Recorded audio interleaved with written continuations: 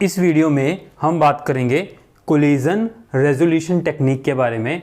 जो हैशिंग के अंदर कोलिजन आपके पास आया था, उस कोलिजन को रिजोल्व करने की सबसे पहली टेक्निक है चेनिंग। ठीक है, तो चेनिंग के अंदर हम यूज़ करते हैं लिंक लिस्ट का। ठीक है, अब लिंक लिस्ट क्या होती है? लिंक लिस्ट में होते हैं नोड्स। ठीक है, ये मान लो आपके पास कुछ नोड हैं, तो इस लिस्ट के अंदर नोड है, इस नोड में होते हैं कुछ एलिमेंट्स, मीन्स डेटा, आप डेटा कह सकते हैं। इस लिस्ट में नोड के अंदर इसको हम कहते हैं नोड। ठीक है, नोड में होता है एलिमेंट या इसको डेटा कह सकते हैं, और साथ में इसके होता है एक पॉइंटर। ठीक है, ये पॉइंटर क्या करता है?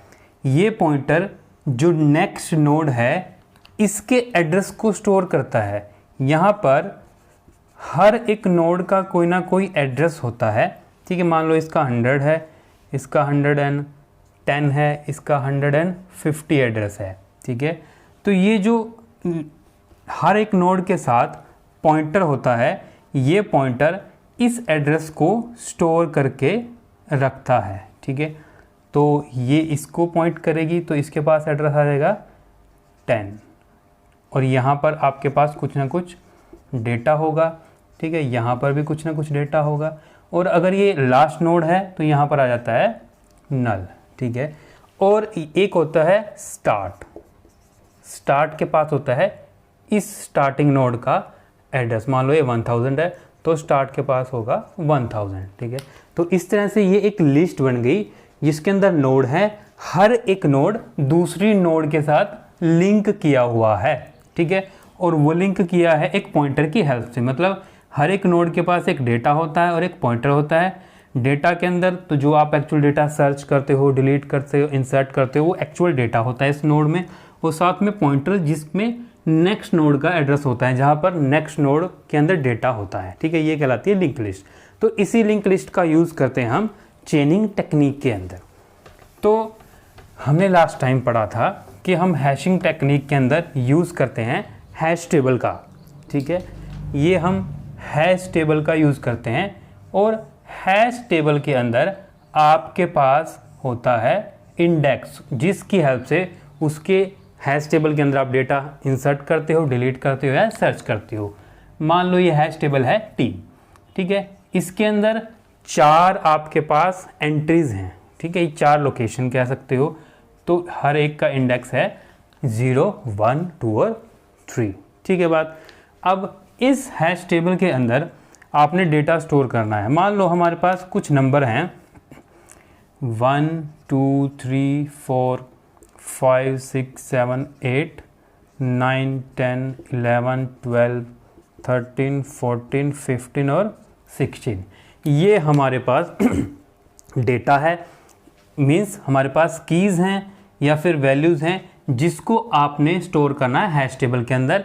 या फिर ये भी कह सकते हैं ये आपके पास कीज़ हैं, कीज़ के ऊपर अप्लाई करेंगे हैश फंक्शन, वो हैश फंक्शन मैप करेगा इनको हैश टेबल के अंदर। ठीक है, तो डेफिनेशन इस तरह भी कह सकते हैं, ये कीज़ हैं, इसके ऊपर हैश फंक्शन लगेगा, वो हैश फंक्शन आपको इन कीज़ को मैप कर देगा इस हैश टेबल के अंदर। ठीक है, यहाँ पर हमारे पास जो लोकेशंस हैं या एंट्रीज हैं हैश टेबल के अंदर वो हैं 4। ठीक है, तो हम ये हैश फंक्शन यूज़ कर लेते हैं मोड 4। मीन्स जब आप हर एक की को या वैल्यू को 4 से डिवाइड करोगे, रिमाइंडर आएगा, उस रिमाइंडर को एज ए इंडेक्स यूज़ करोगे यहाँ पर। ठीक है, और आप स्टोर कर सकते हो। तो ये स्टोर कैसे होंगी? तो यहाँ पर ये आपके पास हैश टेबल है। अब जैसे लास्ट वीडियो में देखा था, आपके पास जो वैल्यूज सेव हो रही थी वो हैश टेबल के अंदर स्टोर की जा रही थी। ठीक है, लेकिन चेनिंग टेक्निक क्या करेगी? यहाँ पर वैल्यू स्टोर नहीं करेगी। ठीक है, इसको थोड़ा हम इधर कर लेते हैं। ये आपके पास आ गया टेबल। ठीक है, इस टेबल के अंदर 4 एंट्रीज हैं। अब ये इंडेक्स हो गया इसका, यहाँ पर आपके पास वैल्यू स्टोर नहीं होंगी। यहाँ पर हम क्या करेंगे, जितनी भी एंट्रीज हैं, हर एक एंट्री के लिए एक लिंक लिस्ट बनेगी, ठीक है, हर एक एंट्री की एक लिंक लिस्ट बनेगी, उस लिंक लिस्ट के अंदर ये वैल्यू स्टोर होंगी, ठीक है। जैसे अब अगर मैं बात करूँ 1 को स्टोर करना है तो मॉड फंक्शन 4 लगाएंगे, 4 को 1 से डिवाइड करेंगे, ठीक है। आपने क्या किया, 1 को 4 से डिवाइड किया तो ये 0 पे ही जाएगा, ठीक है, तो रिमाइंडर क्या आएगा, 1 ही आएगा ना। तो ये अब ये जो 1 है कहाँ चला जाएगा, इंडेक्स 1 पर, तो ये यहाँ स्टोर नहीं होगा, इसके लिए एक लिंक लिस्ट क्रिएट होगी, ठीक है। उस लिंक लिस्ट में अब आपका डेटा क्या हो गया, 1 हो गया ना की, तो 1 यहाँ पर स्टोर हो जाएगा। ये क्या है, पॉइंटर, ठीक है। ये भी जैसे स्टार्ट था ना, हमारे पास स्टार्ट था, वो स्टार्ट ने पहली नोड को पॉइंट किया था, तो ये जो आपके पास हैश टेबल की एंट्री है ये एक स्टार की तरह काम करेगी। यहाँ पर एक पॉइंटर होगा जो पहली नोड को पॉइंट करेगा, ठीक है बात। यहाँ पर 1 आ गया, अब फिर क्या है 2 को भी डिवाइड करेंगे, फिर रिमाइंडर क्या आ जाएगा 2। अब क्या होगा कि यहाँ पर ये जो जाएगी कहाँ पर जाएगी, यहाँ पर 2 पर, ठीक है। तो इस तरह से ये 2 यहाँ पर स्टोर हो गया, ठीक है।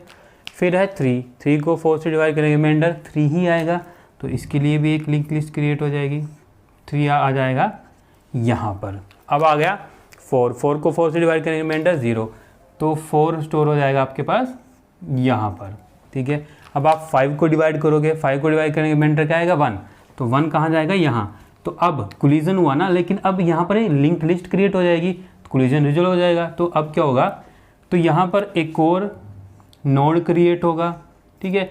नोड क्रिएट हो गए, 1 आपका एक्चुअली में एक नई नोड क्रिएट होगी, वहाँ पर आ जाएगा 5 और ये इसके साथ लिंक हो जाएगी, 1 आ जाएगा यहाँ पर, ठीक है। फिर 6 से डिवाइड होगा, रिमाइंडर 2, ठीक है, इसके लिए भी एक नई नोड क्रिएट होगी, ठीक है। तो 6 यहाँ पर आ जाएगा, 2 चला जाएगा नेक्स्ट, और ये ऐसे लिंक हो जाएगी। 7 को डिवाइड करेंगे, कितना आएगा 3, ठीक है। 7 यहाँ पर एक नई नोड क्रिएट हुई, ठीक है, ऐसे लिंक हुआ, 3 यहाँ पर चला गया। 8 से डिवाइड करेंगे 0, तो नई नोड क्रिएट हुई, ये 0 पे आ गया यहाँ, 8 यहाँ पर, इस तरह से ये आ गया 4, ठीक है। फिर आपके पास 9 आएगा, 9 से डिवाइड करेंगे, रिमाइंडर कितना बचेगा 1, तो ये 1 इंडेक्स पे जाएगा। तो अब यहाँ पर आ जाएगा 9, यहाँ पर आ जाएगा 5, एक नई नोड क्रिएट होगी, ठीक है, उसकी ये 1 होगा यहाँ पर, ठीक है बात। अब 10 को डिवाइड करेंगे, रिमाइंडर 2, तो ये नई नोड क्रिएट होगी, ठीक है, 2 यहाँ पर आ जाएगा, ये 6 और यहाँ पर 10, और ये आपस में लिंक हो गई। फिर 11 को डिवाइड करेंगे, रिमाइंडर आएगा 3, ठीक है, तो नई नोड क्रिएट होगी, 3 यहाँ पर आएगा, यहाँ पर 7, यहाँ पर 11, और ये लिंक हो गए आपस में, ठीक है। फिर 12 को डिवाइड करेंगे, रिमाइंडर 0, नई नोड क्रिएट होगी, ठीक है। फिर 12 आएगा यहाँ पर आ जाएगा 8, और ये 4 आएगा, ठीक है, ये आपस में लिंक होंगे।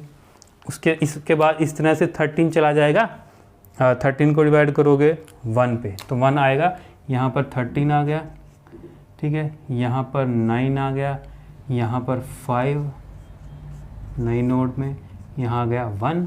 इसी तरह से 14 को करेंगे, ये 2 पे जाएगा, ये यहाँ पर आ गया, 10 यहाँ पर, 6 यहाँ पर, और 2 यहाँ पर ऐसे आ गया, ठीक है।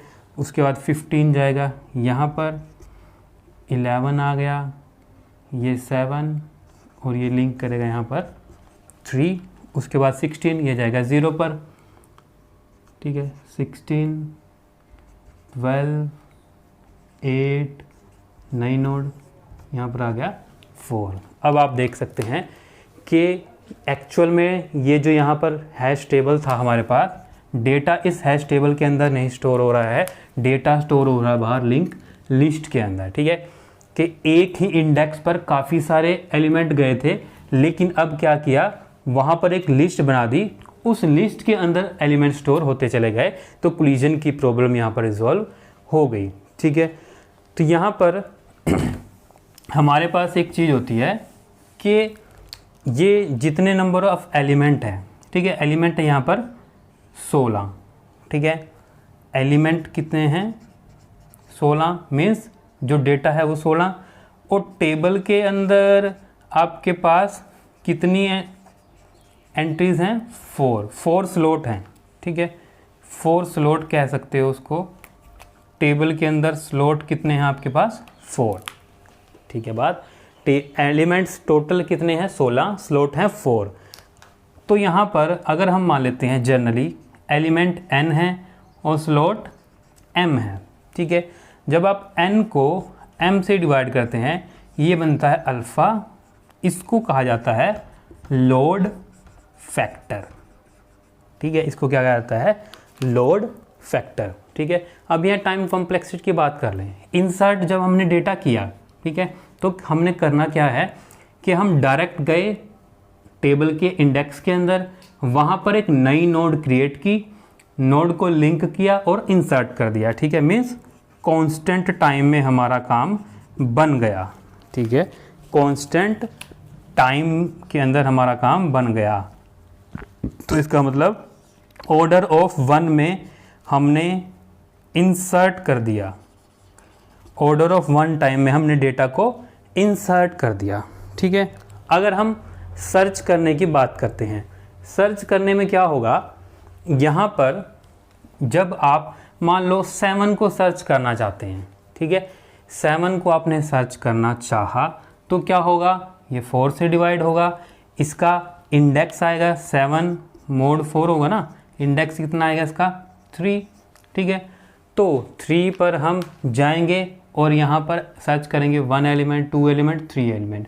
मान लो आप 3 ही सर्च कर रहे होते हो, वर्स्ट केस की बात कर रहे, 3 सर्च कर रहे होते तो रिमाइंडर 3 इंडेक्स 3 पर जाते, तो आप डायरेक्ट नहीं जा सकते 3 के ऊपर, ये एक लिंक लिस्ट है, ठीक है। लिंक लिस्ट में हमेशा लीनियर सर्च परफॉर्म होता है, ठीक है। ये बात आपको याद रखनी है कि जैसे ही आप इंडेक्स 3 पे चले गए ना, इंडेक्स 3 पे आपको डायरेक्ट एलिमेंट 3 नहीं मिलेगा, डायरेक्ट 3 नहीं मिलेगा, क्योंकि ये लिंक लिस्ट के अंदर स्टोर है और लिंक लिस्ट में लीनियरली सर्च होता है, 1 एलिमेंट 2 एलिमेंट 3 एलिमेंट 4 एलिमेंट इस तरह से सर्च होते हैं। तो यहाँ पर जाएगा 3 पर, फिर पहली नोड पर यहाँ नहीं मिलेगा, फिर दूसरी नोड पर यहाँ नहीं मिलेगा, तीसरी नोड पर यहाँ नहीं मिला, चौथी नोड, ठीक है, चौथी नोड पे आपको जाके मिला, मीन्स आपको 4 बार सर्च करना पड़ा, 4 टाइम आपको सर्च करना पड़ा, तब जाके आपको मिली है ये लिस्ट। और ये आप देख भी सकते हो कि आपके पास टोटल एलिमेंट कितने थे 16, स्लॉट कितने हैं 1 2 3 4, ठीक है। तो डिवाइड करके कितना आएगा 4, मीन्स लोड फैक्टर 4। तो यहाँ पर अगर हमारा हैश फंक्शन ऐसा है कि हम जो ये एलिमेंट हैं इनको बराबर बराबर डिस्ट्रीब्यूट कर पाएँ, ठीक है ना। जैसे 16 एलिमेंट थे, हमने क्या किया, हमारा हैश फंक्शन इस हिसाब से था कि हर एक लिंक लिस्ट या हर एक स्लॉट के अंदर 4 एलिमेंट आ गए, ठीक है ना। तो कांस्टेंट टाइम में हम सर्च कर पा रहे हैं, किस वजह से, क्योंकि हमारा हैश फंक्शन ऐसा था, उसने हर जो हर एक स्लॉट है ना या हर एक लिंक लिस्ट है उसमें 4 बराबर एलिमेंट डिस्ट्रीब्यूट कर दिए, ठीक है। इसी वजह से हम कांस्टेंट टाइम में सर्च कर पा रहे हैं, ठीक है। और वो कांस्टेंट टाइम किसके बराबर है, लोड फैक्टर के। तो ये आ गया ऑर्डर ऑफ लोड फैक्टर, जिसको आप कह सकते हो, और ये है कांस्टेंट, ठीक है। तो सर्च को भी आपने परफॉर्म कर दिया कांस्टेंट टाइम के अंदर, ठीक है। बात अगर हमारा हैश फंक्शन इतना बढ़िया है कि यूनिफॉर्मली डिस्ट्रीब्यूट कर पा रहा है कीज़ को हैश टेबल के अंदर, जो लैंग्वेज है यही है कि हमारा हैश फंक्शन इस हिसाब से है कि हर एक की को यूनिफॉर्मली डिस्ट्रीब्यूट करेगा हैश टेबल के अंदर, तभी हम कांस्टेंट टाइम में सर्च कर पाएंगे, ठीक है। और डिलीट करने के लिए भी पहले क्या करना पड़ता है, एलिमेंट को सर्च करना पड़ता है, तभी डिलीट करते हैं ना। तो इसी तरह से जो डिलीशन है, जो डिलीट है वो भी कांस्टेंट टाइम के अंदर ही हम कर पा रहे हैं। तो इंसर्ट, सर्च और डिलीट हम यहाँ पर कांस्टेंट टाइम के अंदर कर पा रहे हैं। लेकिन एक इसमें वर्स्ट केस भी बनता है। अब वर्स्ट केस क्या हो सकता है आपके पास, वर्स्ट केस में आपके पास मान लो ऐसे एलिमेंट हों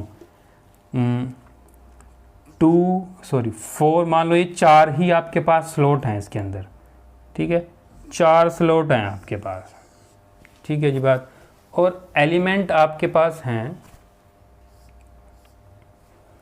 4, 8 4, 8, 12, उसके बाद 16, फिर 20, 24, 28, 32, 36, 40, ये आपके पास एलिमेंट है। जब इसको मोड 4 करेंगे तो आप देख सकते हैं ये सारे के सारे नंबर मल्टीपल ऑफ 4 हैं। तो यहाँ पर इंडेक्स क्या है आपके पास 0, 1, 2, 3, तो मल्टीपल 4 है ना, तो सब के सब का रिमाइंडर कितना आएगा 0। तो सारे के सारे एक ही लिंक लिस्ट में आएंगे, सारे के सारे, ठीक है ना, क्योंकि सबका रिमाइंडर क्या है 0 है। तो 4 यहाँ इंडेक्स 0 पे जाएगा, ये भी 0 है, ये भी 0 पे जाएगा, ये 12 है, क्योंकि ये इंडेक्स 0 पे जा रहे हैं ना। इंडेक्स 0 पे जाने का मतलब आगे आगे लिंक लिस्ट में स्टोर होते चले जाएंगे ये सारे के सारे एलिमेंट, ठीक है।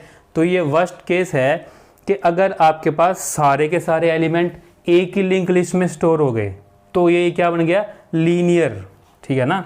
तो मैंने कहा था ना लिंक लिस्ट के अंदर जो सर्च होता है वो क्या होता है, वो लीनियर सर्च होता है, ठीक है। और लीनियर सर्च के अंदर सर्च करने के लिए टाइम कितना लगता है, ऑर्डर ऑफ n, ठीक है ना। ये हम पढ़ चुके हैं। पहले तो लिंक लिस्ट में सर्च होता है लीनियरली, और जब हम लीनियर सर्च करते हैं तो ऑर्डर ऑफ n हमारे पास टाइम लगता है।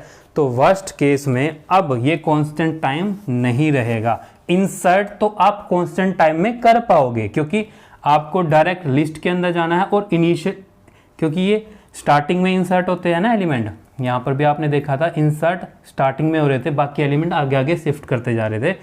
तो यहाँ पर अब आपके पास सर्च और डिलीट, क्योंकि जब सर्च आपके पास ऑर्डर ऑफ n टाइम में हो रहा है तो डिलीट करने के लिए भी पहले एलिमेंट को सर्च करना पड़ेगा, फिर डिलीट होगा, तो इसमें भी ऑर्डर ऑफ n टाइम लगेगा हमारे पास, ठीक है बात। तो ये वर्स्ट केस बनता है कि अगर सारे के सारे एलिमेंट एक ही स्लॉट में एक ही लिंक लिस्ट में आ जाए, ठीक है जी बात। चेनिंग में क्वेश्चन किस तरह से बन सकते हैं, तो चेनिंग में क्वेश्चन इस हिसाब से बनेंगे कि आपके पास नंबर ऑफ एलिमेंट गिवन होंगे, ठीक है, और मान लो आपके पास कह देंगे कि आपके पास ये टेबल के अंदर नंबर ऑफ स्लॉट क्या हैं, और आपसे लोड फैक्टर की वैल्यू पूछ लेंगे। तो number of element divide by number of slot, वो आपके पास लोड फैक्टर आ गया, ठीक है। या फिर इस हिसाब से कह सकते हैं कि आपके पास जो फंक्शन है वो यूनिफॉर्मली डिस्ट्रीब्यूटेड है, तो हर एक स्लॉट में कितने कितने एलिमेंट आएंगे। तो आप देख सकते हैं अगर आपके पास फंक्शन यूनिफॉर्मली डिस्ट्रीब्यूटेड है, जहाँ पर जैसे यहाँ पर था, तो यूनिफॉर्मली डिस्ट्रीब्यूटेड में 16 आपके पास एलिमेंट थे, यूनिफॉर्मली डिस्ट्रीब्यूटेड हैं, तो हर एक स्लॉट में बराबर बराबर एलिमेंट आएंगे, ठीक है। तो यहाँ से आप पता कर सकते हैं कि हर एक स्लॉट में कितने एलिमेंट आ रहे हैं। तो इस तरह से आपके पास क्वेश्चन बन सकते हैं। अगर आपको वीडियो अच्छी लगी है तो प्लीज़ चैनल को सब्सक्राइब करें, वीडियो को लाइक करें, बेल आइकन को दबाएं और वीडियो को शेयर जरूर करें। धन्यवाद।